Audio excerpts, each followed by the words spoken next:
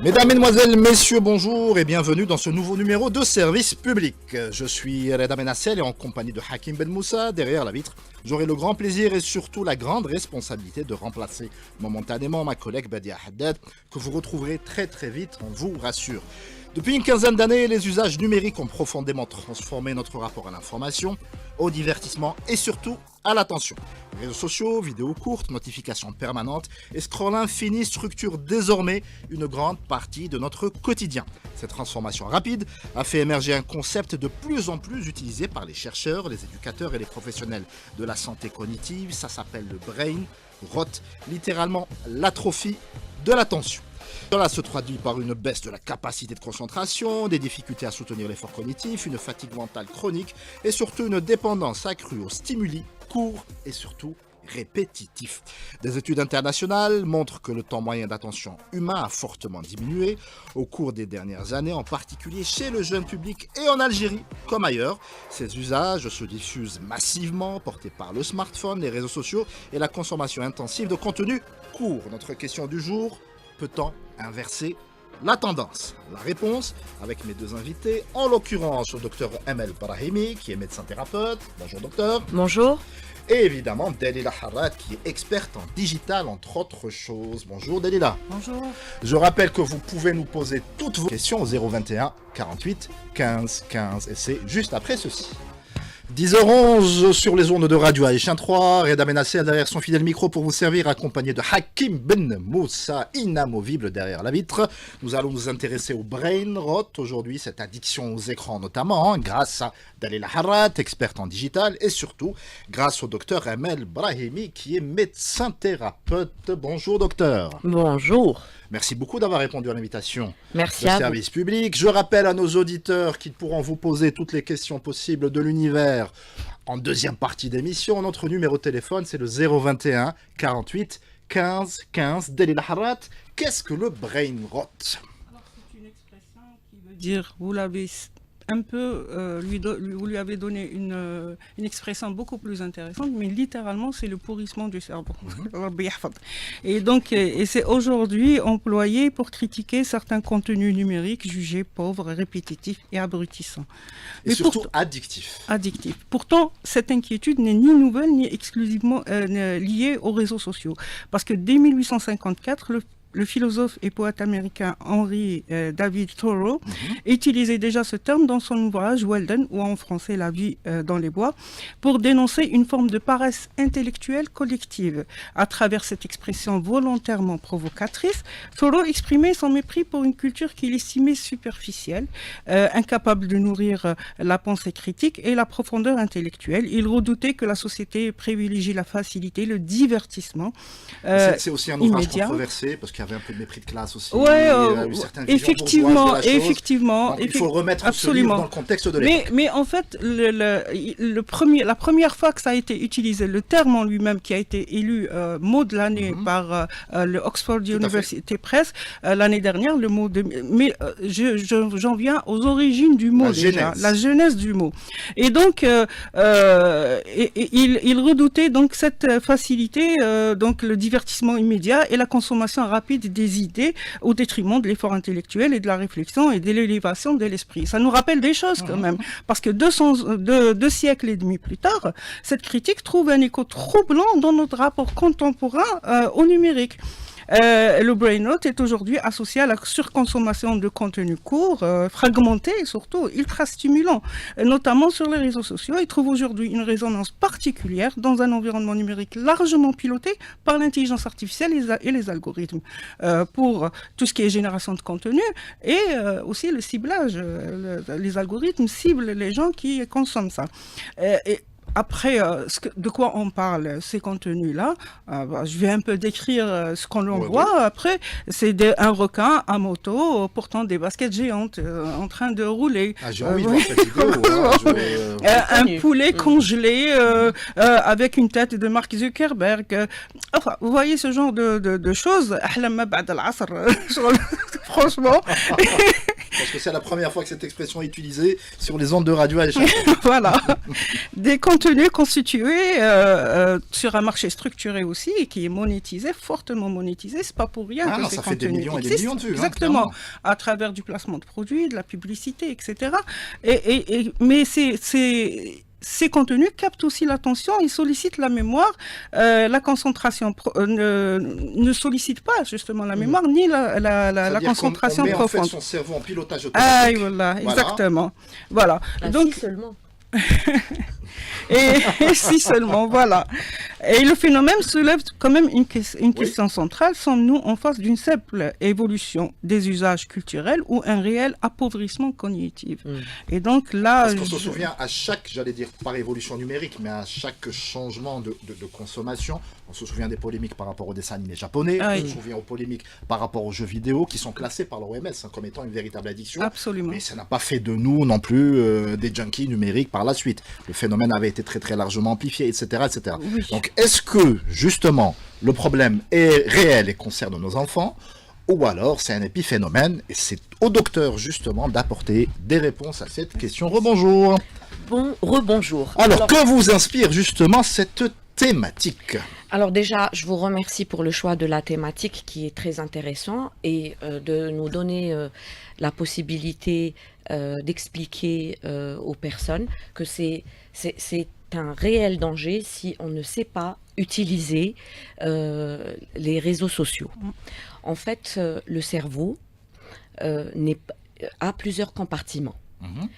Et on va l'imaginer comme une maison, où il y a plusieurs chambres et chaque chambre, elle a son utilité. Très bien. Alors, imaginez que si on décide d'utiliser seulement la cuisine, est-ce qu'on pourra dormir dans la cuisine? Non. C'est la même chose. Alors, l'utilisation de scroller pendant des heures, des vidéos courtes... Ne sollicite que la même région du cortex cérébral. Voilà, et elle va en fait inhiber les régions de la... Atrophier les autres régions. Elle va carrément, exactement, les régions où, par exemple, pour la mémoire, la concentration, la prise de décision. Donc, et tout ça, c'est régi par une toute petite substance qu'on adore, c'est la dopamine. C'est l'hormone du plaisir, c'est ça? C'est un neurotransmetteur, exactement, qui est censé exister pour nous motiver. C'est ça. Voilà. Nous donner envie de... Voilà. Mais, c'est ce qui crée l'addiction aussi, mais la problématique, c'est quoi? C'est que la dopamine est addiction, elle donne de grandes addictions. Et le fait est d'avoir beaucoup de dopamine, l'hormone du bonheur, la sérotonine, n'est plus sécrétée. Elle n'est plus sécrétée, elle va la stopper, vous voyez. Donc, c'est un cercle vicieux qui va nous mener à devenir des personnes très pressées et surtout des personnes... Pour moi, le pire, c'est quoi? C'est qu'on est censé s'ennuyer dans la vie. Et parce que c'est l'ennui qui crée la créativité. Tout à fait. En fait, c'est parce qu'on s'ennuie qu'on arrive à développer des choses. Et au final, on devient des personnes, on n'accepte plus l'ennui. Donc, on ne crée plus rien. Et ça donne la fameuse fatigue mentale au final. Oui. Mais le cerveau peut-il... le cerveau... j'allais dire, d'un point de vue neuroscientifique, est-ce que le concept est une réalité biologique ou alors juste une métaphore culturelle? Alors, le mot n'est pas encore posé comme un diagnostic médical officiel selon l'APA, c'est l'American Psychological Association. Du tout. Mais vous l'utilisez bien évidemment dans votre pratique quotidienne. Exactement, mais on l'explique biologiquement par la dopamine. La dopamine. Qui est fortement... La dopamine, c'est la drogue. En fait, ça devient... la personne, elle devient addictive. On parle d'addiction. Et donc, c'est quoi le process en quelque sorte? Est-ce qu'on peut décrire un peu le process en regardant et que se passe-t-il vraiment le cerveau lorsque nous consommons massivement des contenus courts, rapides et répétitifs? Qu'est-ce qui se passe? J'ai parlé de la dopamine, mais il faut aussi savoir que le cerveau a un ni'ma, qui est la neuroplasticité. Ça veut dire quoi? Ça veut dire que les cellules nerveuses ont une capacité à se détacher et se recomposer différemment. Et la problématique, c'est que lorsqu'on scrolle 3 heures, 4 heures par jour, on va former des groupements de neurones qui vont solliciter ils vont nous mettre dans un état comme si on était en alerte tout le temps. et ça va solliciter le système sympathique. Sympathique. Alors, on est tout le temps en alerte. On ne sait plus être calme. Et psychologiquement parlant, ça va nous détacher de la connexion au soi. Et ça, c'est une catastrophe d'un point de vue psychologique. Alors, le temps moyen d'attention estimé, c'est 8 secondes contre 12 secondes au début des années 2000. Donc, en un peu moins d'une génération, on a perdu 4 secondes de capacité d'attention. Ça a l'air rien comme ça, mais cumulé sur l'ensemble d'une journée, c'est absolument terrible. Encore pire, parce qu'il faut savoir qu'il y a 3 types d'attention. Donc, il y a l'attention qui est censée nous faire apprendre des choses. Donc, elle nécessite une concentration longue. Et puis, il y a la flexible, celle qui est sollicitée et vraiment, Pour la compréhension. Pour... Non, flexible, c'est pour pouvoir passer d'un sujet à un autre. Ah, d'accord. C'est celle-là qui est sollicitée lorsqu'on scrolle énormément. Et puis, il y a l'attention du soi. C'est de ça dont moi j'essaie de sensibiliser. Intrinsèque. L'attention envers soi-même. S'écouter. C'est-à-dire comment tu vas. Moi-même, je me pose la question, comment je vais. Et ça crée, comme ça crée des envies. Un peu. Ben, c'est clair, parce que c'est la deuxième attention qui va être... en fait, c'est comme un muscle. Vous voyez, voilà, c'est elle qui va prendre le plus de place. Donc, on n'arrive plus à rien retenir. Et on ne s'écoute pas. Vous imaginez... C'est terrible. Donc la modification des circuits de la récompense, vous en parliez, la dopamine, et l'augmentation de la recherche de gratification immédiate. Continue. Je veux tout de suite, maintenant. Oui. Exactement, parce que c'est la dopamine. En fait, la dopamine, elle donne un plaisir. Normalement, la dopamine, on est censé l'avoir avec c'est une micro-récompense. Ça veut dire, j'ai un objectif, je le fais, je l'atteins. J'ai réussi à courir 30 minutes. Même intellectuel. J'ai réussi à terminer mon article à temps, voilà. J'ai appris une nouvelle chose, une nouvelle lecture. Chanson, un nouveau morceau. Voilà. Ça c'est de manière passive. Mais le fait est de scroller, on a une récompense de manière active et très continue. D'accord. Et c'est quand je dis que c'est de la drogue, c'est de la drogue. C'est de la drogue. Et donc, on va faire juste une petite pause, Dalila. Je rappelle que nos auditeurs peuvent poser nos questions à nos 2 expertes au 021 48 15 15 et on revient juste après. 10h25 sur les ondes de Radio AH13. J'aimerais, via mes 2 invités, donc Dalila Harrat et le docteur Amel Brahimi, qu'on s'arrête sur un chiffre. Les 16-24 ans, ça c'est la dernière étude de l'OCDE, passeraient en moyenne plus de 4 heures par jour sur les réseaux sociaux.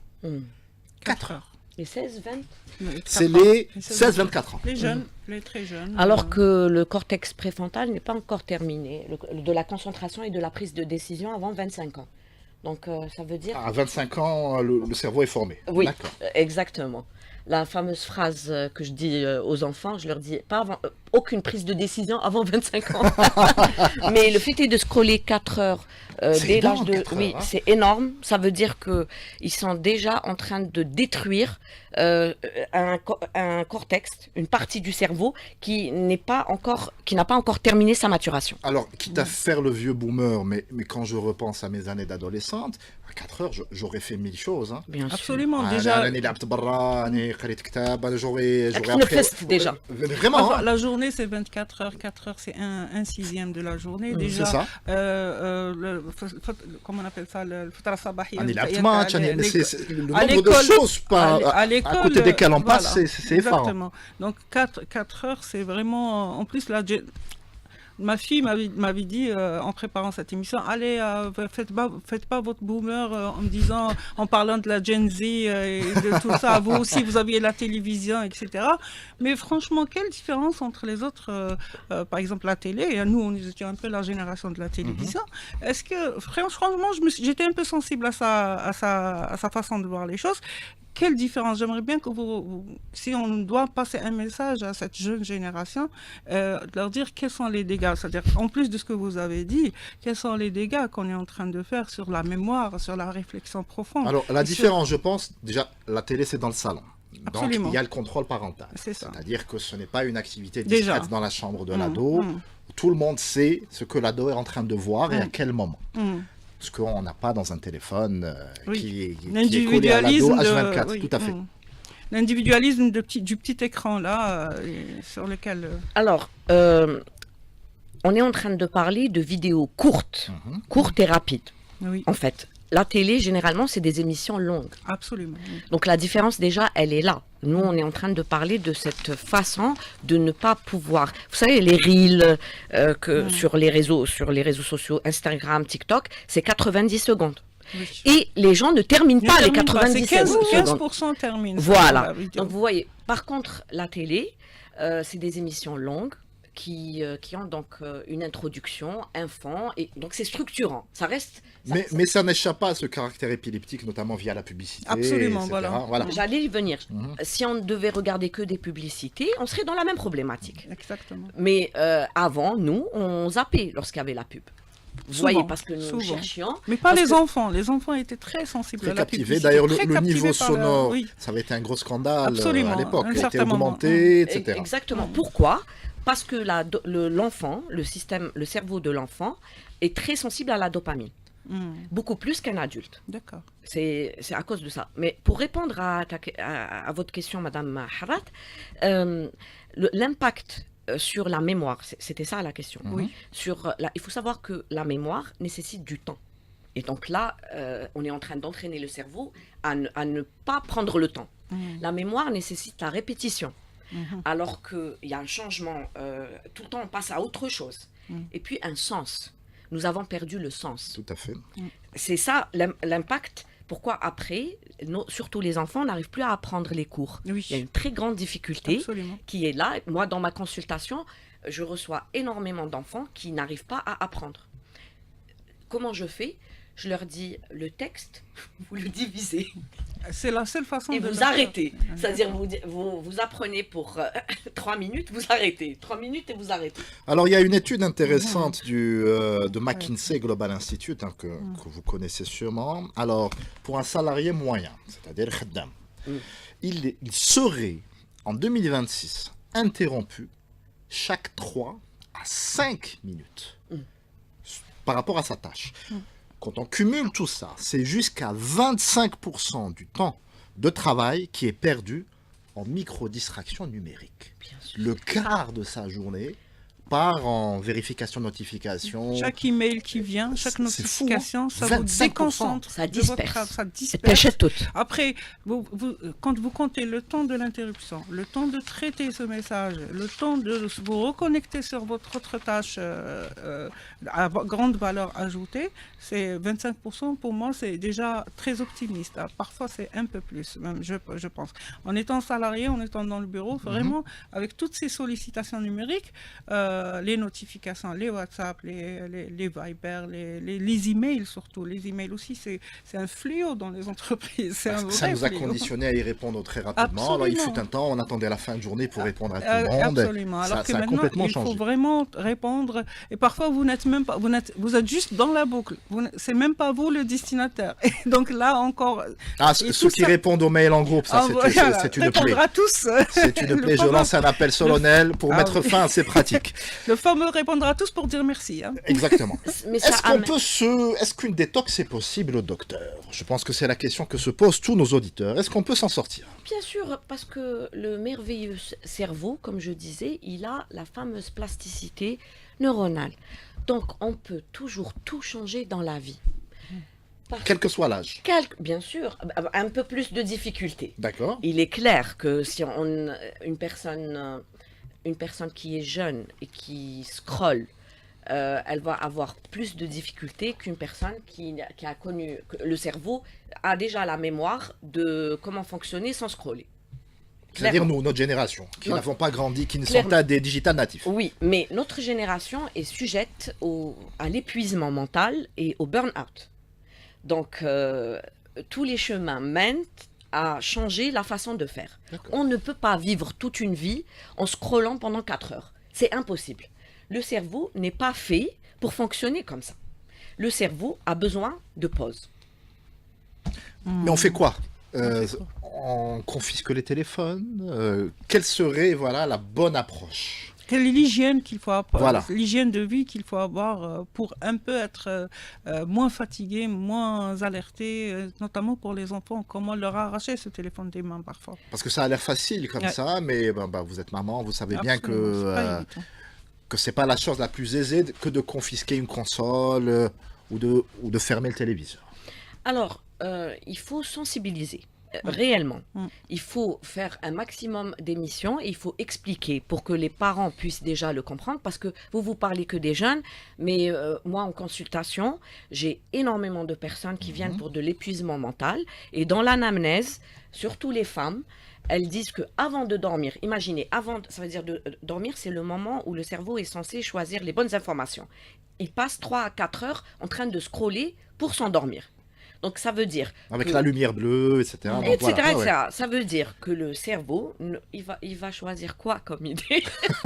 Il va... Le fameux requin à bicyclette. Exactement. Et voilà, voilà. C'est pour ça que le matin, déjà, quand les personnes se réveillent, sont épuisées. Donc c'est tout ça qui va faire en sorte que les gens vont chercher à guérir de ça. En fait, cette sensibilisation, elle va mener les gens à passer de 4 heures vers 3 heures. C'est ça ce qu'on doit faire. donc il faut réduire un peu Il sa faut consommation réduire numérique. doucement et il faut comprendre que l'algorithme qui est dans les réseaux sociaux répond entièrement à l'algorithme du cerveau. C'est magnifique. Donc, si on doit scrollons sur les choses qui nous intéressent Tout à fait. et faisons en sorte que ça soit des vidéos un peu plus longues. C'est-à-dire faire en sorte que l'algorithme vous propose oui, bien sûr. contenu intéressant. Pour apprendre des choses. En fait, on ne pourra pas enlever ça. Ça y est, c'est une nouvelle façon de faire. C'est une nouvelle méthode d'apprentissage, clairement. Mais dans toute chose, on est en train de faire des essais, en train d'observer quelles sont les pathologies qui sont en train de se développer. Et clairement, toute personne qui continue à le faire va finir en consultation. Donc, si ce genre d'émission ne va pas faire baisser, déjà ce soir, les personnes qui nous écoutent, si elles ont l'habitude de scroller pendant 4 heures, on va le faire pendant 3 heures et demie, etc., etc. Si vous le faites soit pas... diminuer le volume, soit diminuer le type de vidéo, en optant pour des vidéos un peu plus longues, ou encore mieux, on peut l'espérer, pour du contenu un peu plus éducatif, Bien un peu sûr. plus intelligent. Voilà, je vais oser le terme. Voilà, exactement. Sinon, au final, ils vont passer vers le burn-out ou un épuisement mental. Voilà. En fait, c'est un peu pour évaluer le risque un peu sur le cerveau humain. Il y a eu une expérience qui a été faite sur des intelligences artificielles à laquelle on a donné ces contenus à scruter, à analyser. Ensuite, on les a laissés converser tout seuls. On a constaté une baisse du niveau de l'IA dans les discussions. C'est-à-dire un abêtissement de l'IA. Un abrutissement en quelque fou. sorte, absolument. Donc les IA ont commencé à traiter de sujets qui étaient complètement débiles, c'est-à-dire même l'intelligence, c'est-à-dire pour dire un peu ce que ça peut faire sur le cerveau. En fait, à un certain moment, on ne consomme plus le contenu, on vit le contenu et on fait que on n'a plus d'opinion, mais plus des positions recyclées. Et c'est exactement ça. Et c'est très grave. C'est du prêt à penser. C'est du prêt à penser. Et c'est là où je pense qu'il y a aussi un danger et un risque sur les générations à venir. C'est-à-dire toutes les positions et toutes les opinions sont préfabriquées, imbriquées dans le cerveau. Et là, franchement, moi, je vois un gros risque, notamment sur les jeunes. J'ai un deuxième exemple. Il y a un grand artiste que moi j'aime beaucoup qui s'appelle Tobias Sammet. C'est le leader d'un groupe qui s'appelle Edguy et Davantasia. C'est vraiment une grosse personnalité du heavy metal qui a eu quelques-uns de ses morceaux utilisés pour les reels de TikTok. Et il s'est rendu compte au fil du temps que les jeunes qui venaient dans ses concerts ne connaissaient que les refrains utilisés dans ses vidéos. Donc tout le monde était en extase pendant les 30 secondes du refrain de Mandrake, par exemple. Le refrain de Mandrake, tout le monde connaissait sur les 50 000 personnes. Mais au moment du couplet, les gens ne connaissaient pas le morceau. C'est absolument terrible. C'est-à-dire que même nos goûts musicaux sont désormais façonnés par le réseau social. Clairement. Donc comment se former une personnalité dans ces conditions? Comment essayer d'évoluer en tant qu'individu? Justement, c'est pour ça que c'est plus dangereux pour les jeunes et pour les enfants et les adolescents, parce que c'est une période où on forme notre personnalité, où on se structure. Alors que maintenant, avec l'utilisation, non seulement le scroll, mais l'utilisation de l'IA, attention, on doit former les jeunes, sur l'utilisation de l'intelligence artificielle. L'intelligence artificielle doit soutenir, elle doit faciliter, mais elle ne doit pas réfléchir à notre place. Ça, c'est notre combat dans Oui, notre dans émission notre- médiatique. Ça, c'est Absolument. clairement. J'ai juste une question. Est-ce que, parce que là, c'est vrai qu'on voit de plus en plus de gens qui sont trompés par les contenus créés par l'IA. Est-ce que le cerveau, il peut distinguer quelque part, est-ce qu'il y a quelque chose dans le cerveau qui peut distinguer un contenu créé par l'IA ou un contenu réel? Alors pour l'instant, si je peux me permettre de répondre à la place du docteur, c'est jouable parce que les vidéos ne sont pas parfaites. Il y a Maintenant, toujours un doigt en plus, Absolument, il y a oui. toujours les angles, les ombres qui ne sont pas parfaites, il y a toujours un détail qui trahit l'IA. Mais dans 5-6 ans, voilà. ça sera absolument impossible. Mais de manière inconsciente, je ne parle pas des vidéos, hein. Je parle par exemple un rapport. On reçoit un rapport fait par ChatGPT ou bien on arrive à distinguer de manière inconsciente parce que là, elle est trop parfaite. La structure, elle est trop parfaite. En fait, je pense que c'est surtout notre génération qui y arrive parce qu'on a quand même une petite base de On a connu littérature, le passé. on a l'habitude de Peut-être, lire, oui. etc. Donc il y a des tournures de phrases qui sont frappantes. Je suis pas sûr qu'un gamin de 20 ans arrive à déceler que c'est de l'IA. Alors que qu'il ça a vécu pullule par à exemple peut-être, sur le réseau social professionnel qu'est LinkedIn, il n'y a plus que ça. Il n'y a plus oui. que ça. Mais pardon. oui. peut-être que effectivement, je ne sais pas pour les plus jeunes, effectivement, mais nous, on arrive Ouais, ouais, sur ouais. LinkedIn. Moi, dès la première phrase, j'arrive à déceler si c'est de l'IA ou si Tout à c'est fait. une personne qui. Mais sur les images, Oui. franchement, avec les nouveaux modèles qui sont en train de se faire sur On l'a bien vu avec cette canne notamment, hein. Voilà. Ça a champignoné. Absolument. On a vraiment, moi ça m'inquiète. Vraiment, l'image n'est plus une preuve en quelque sorte. Et puis, franchement, comment distinguer, ça reste un danger, un risque. Très bien, on fait une petite pause, mesdames. On revient juste après pour la dernière ligne droite de ce service public. Et je rappelle bien évidemment que vous pouvez nous appeler au 021 48 15 15. Il vous reste à peu près 12 minutes pour le faire. Dalila. Alors, je voulais demander à Dr Brahimi, quel est selon vous, sur ce phénomène de brain rot, quel serait l'impact le plus grave et qui pourrait constituer un vrai risque sur le long terme? Alors, cette diminution d'attention, elle va toucher donc la concentration des personnes. Et dans la vie, l'être humain, il est constitué pour atteindre un objectif, il passe par la concentration. Donc imaginez si nous perdons cette faculté à se concentrer, comment on va atteindre ces objectifs. Oui. Deuxièmement, l'être humain ne peut pas vivre psychologiquement sans être connecté au soi. Le fait est que La l'attention... voix interne, c'est-à-dire écouter sa voix interne. Bien sûr, sa voix interne. Et donc, le fait est que l'attention soit externalisée et surtout, mouchette tête à disperser, elle va... Déjà, c'est difficile de se connecter à soi. Et avoir un patient déjà qui est dans cet état, comment l'amener? Oh, mais clairement. Oui. Voilà. Et ça donne de vraies maladies de l'être qui finissent par des dépressions, une perte de la motivation, jusqu'à arriver... Après, la dépression telle décrite dans l'histoire, elle va être provoquée par ce scroll. Parce que la dépression, c'est la perte de l'envie. Alors, imaginez, c'est quoi que d'être conditionné par de la dopamine? La dopamine, il y a un petit secret, Ferra, c'est que si au début, on a besoin de 2%, ensuite, on aura besoin de 3%, ensuite, c'est 4%, ensuite, c'est 5%. Arrivé à 100%, il n'y aura pas de quantité, il y aura rien qui pourra à donner, provoquer. oui, effectivement. Et donc, c'est une perte totale de la motivation. Donc, vous voyez que le problème, à long terme, si on ne le prend pas en prévention, si on ne le prend pas en charge en prévention, après en curatif, c'est très difficile.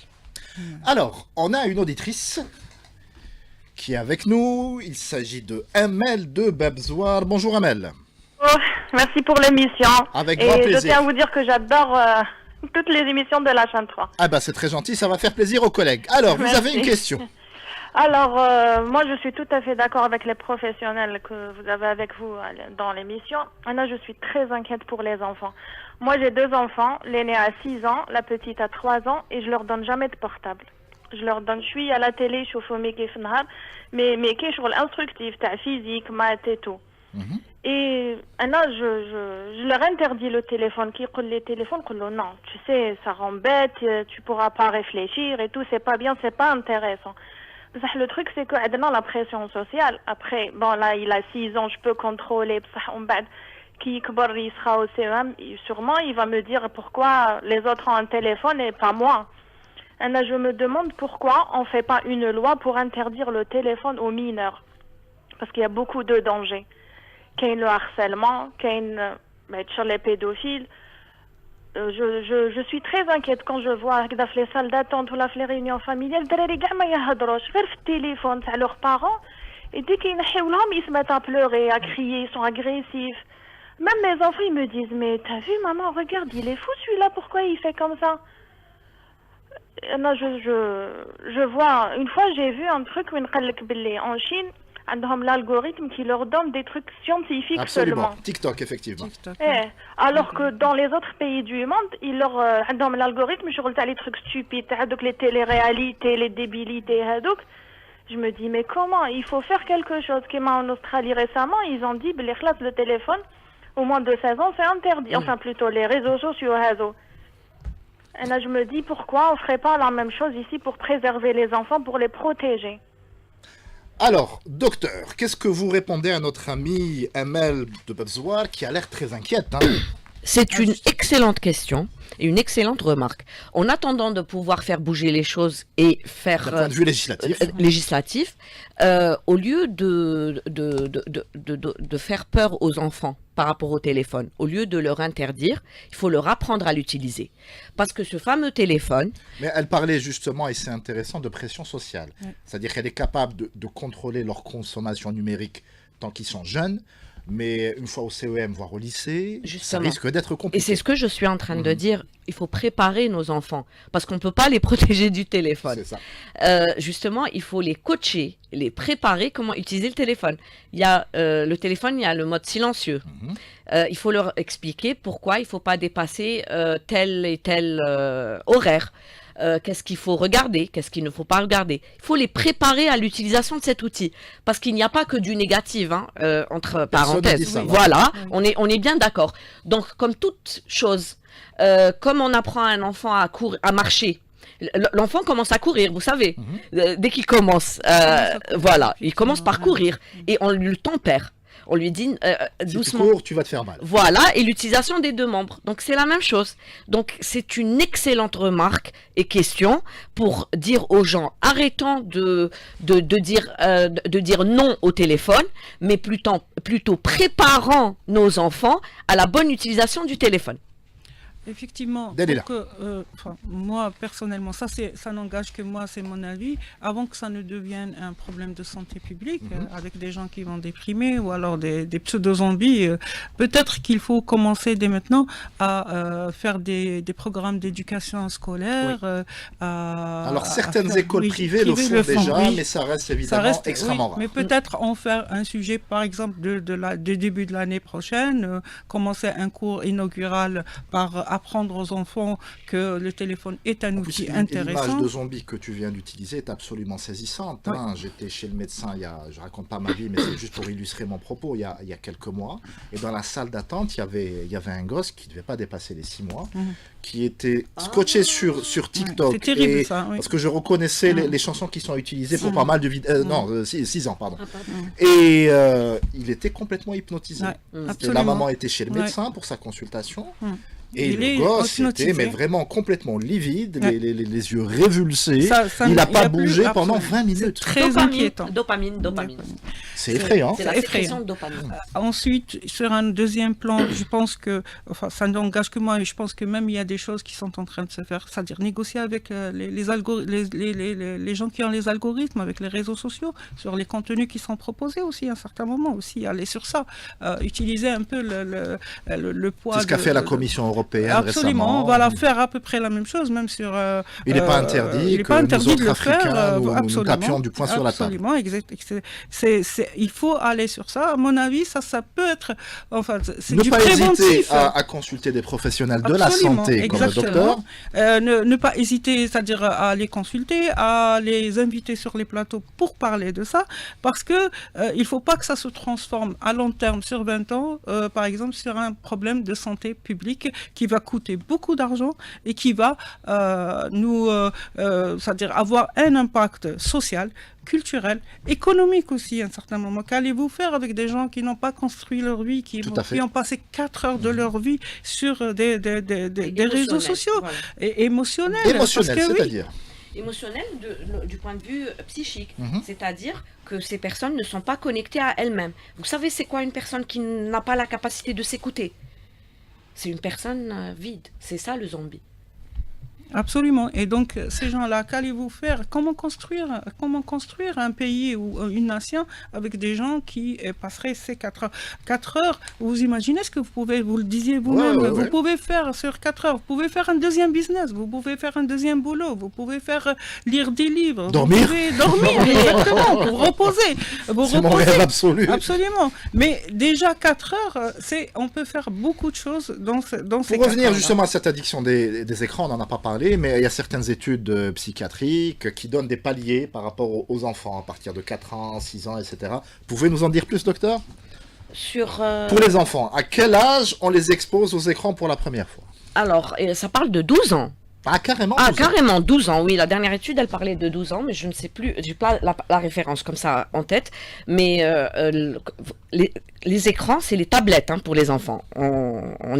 En fait, téléphone, tablette, je pense qu'il y a une espèce d'ordre de grandeur, voilà. Et exactement. À partir d'un certain âge, ils peuvent y aller franco. Les enfants utilisent beaucoup plus les tablettes, plus que le téléphone, déjà.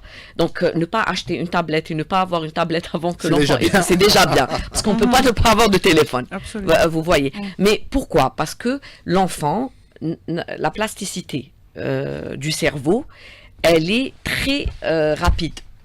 Le changement. Oui, donc vous imaginez comment est-ce que à trop utiliser cette fonction de plasticité, au final, ça va donner un bug. Oh. C'est un réel bug. Un réel bug. Oui. D'accord.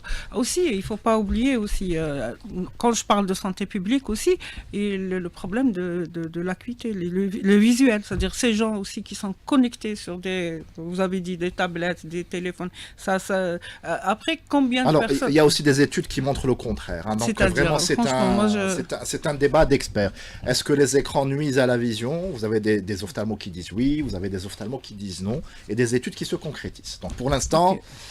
La recherche est en train de suivre son cours. Alors, concrètement, les gens qui disent que ça nuit pas, ce n'est pas normal. Parce que les yeux ne sont pas faits pour pour regarder une image bouger, la même chose. Alors, non seulement il y a des maladies ophtalmologiques, mais il y a des maladies de rhumato. Maintenant, c'est rhumato. Bien sûr, j'ai oublié le syndrome de la main. Le fait de scroller avec, ça crée une espèce de sclérose comme ça. Voilà, exactement. Mais le rhumatisme aussi, au niveau de la nuque et au niveau de la main. Donc, excusez-moi, c'est un vrai problème de santé publique. Absolument, ça peut devenir un vrai problème de santé publique de ce côté-là aussi, sur des maladies chroniques. Alors, mon ami Sarah Etrassi derrière la vitre me dit que ça s'appelle le tech-neck. Voilà. D'accord. Oui. Merci. Merci. Que ferions-nous sans Sarah Etrassi, que vous allez retrouver évidemment dans 5-6 minutes. D'accord. Et donc, voilà. Donc, tout ça, sur 20 ans, vous imaginez sur 20 ans, les problèmes de santé publique que nous allons faire. Peut-être qu'il faut agir dès maintenant, agir sur une vraie politique nationale, en quelque sorte. J'en appelle aussi au pouvoir public, aux gens qui sont en train de Emparez-vous de cette question, faites-en une question de santé publique. Une santé publique. Faisons des choses maintenant pour que d'ici 20 ans, on ne se retrouve pas avec des choses beaucoup plus graves. et encore, on n'a pas encore tout exploré. On ne sait pas exactement quelles sont les conséquences. Le bébé de 6 mois, on ne sait pas demain qu'est-ce que ça va être. Et donc, emparons-nous de ça. Et responsabilisons aussi certains parents, pardon Absolument, de le dire. absolument. C'est-à-dire que n'hésitez pas à C'est confisquer pas le parce téléphone. que votre enfant, voilà. il pleure, que vous allez tout de suite lui Absolument. remettre l'écran sous les yeux pour qu'il C'est-à-dire que vous aurez le calme pendant 1 heure, 2 heures, mais et vous sur allez le long payer terme- très très cher l'addition dans 10-20 ans. Absolument. Et sur l'échelle de la nation, surtout. Le mot de la fin est pour le docteur Brahimi. Alors, il faut prévenir. Ne pas arriver à une position de guérison, parce que un enfant qui est déjà habitué à 4 heures, on ne peut pas lui enlever le téléphone. Parce que c'est une question de dopamine. Il faut lui diminuer.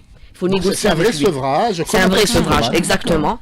Alors, s'il vous plaît, pour les personnes qui, ce soir, qui ont l'habitude de scroller pendant 4 heures, demandez à l'algorithme de vous parler du cerveau.